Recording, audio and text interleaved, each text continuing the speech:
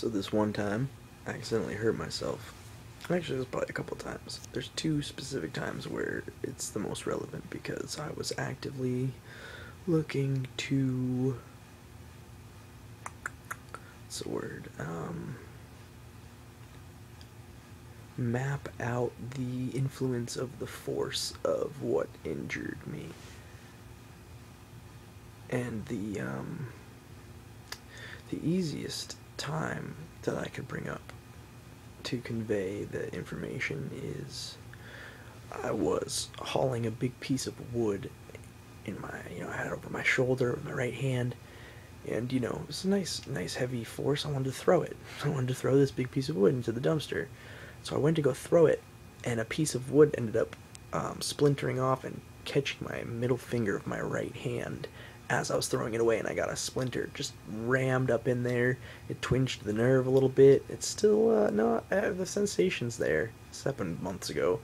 It never fully went away. I don't know if it's compromised in any way, but I still have a pretty good feel of that finger, but I didn't at the time. And the splinter going in is the perfect metaphor because that really is, anything that's going to affect your sphere of influence that is your body.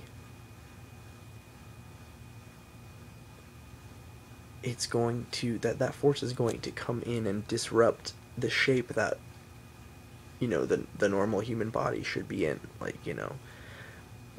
Again, I really like to use bubbles or spheres because it helps with 3D, and it is the most perfect natural shape of a form in a vacuum. If it has a certain range of influence, it's very spherical. I mean, you look at the directions your body can move in, and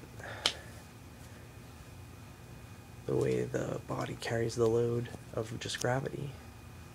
It's like equilibrium, that balance. So, a rock or a bat or someone's fist or, hitting the ground, you're going to have that force come in a way that ruptures, breaks, or in the case of the splinter, that, stabs in there.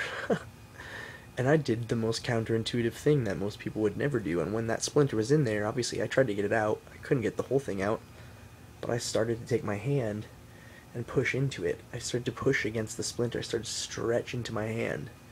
Oh, it hurt like fuck. It hurt terribly. But I was feeling where that foreign object had compromised my boundary and isolating it and then move against it.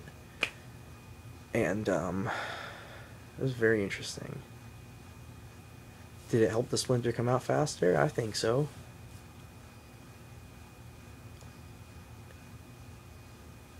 Yeah, I don't know. Hard to prove or disprove.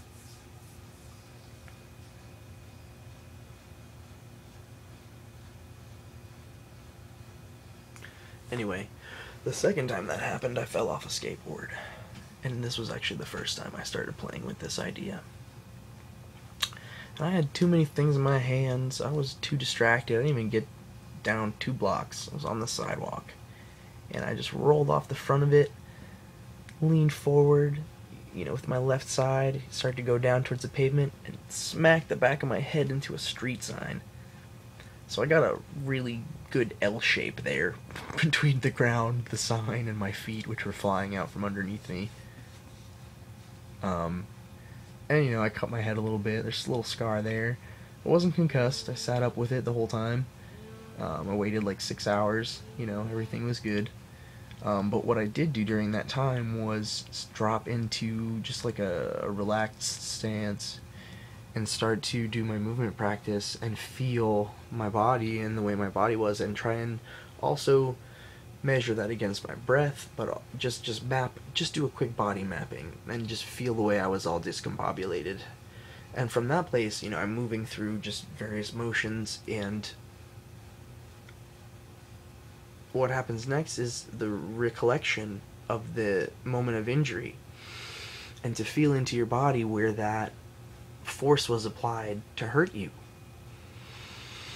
and to feel directly into that hurt spot and just sort of see where it is, isolate it, and see if you can relax against it. And I don't think I got more than like 60 or 70% of it out of me. I'm sure there's still a little jostle in there that I haven't fully returned to center over. It's possible that I got more than I think out. It was a very interesting experience. I felt the level of my hips change from an impact. My left hip. I felt my elbow and my left arm into my neck sort of kind of snap back to center. I don't know really how to describe it. Like loosely just relax out of the temporary pattern and let it go.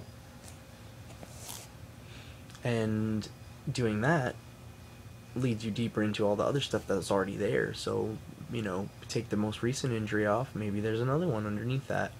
And maybe you keep peeling those layers back until all of the past injured patterns and the cellular memory and the general, you know, pattern of carrying oneself a certain way, either to avoid pain or because of, you know, a serious physical injury or something. The survival mechanism of the body to just keep going.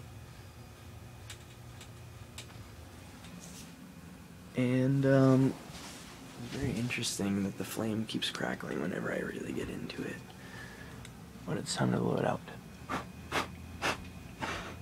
And with that, you have something to ponder.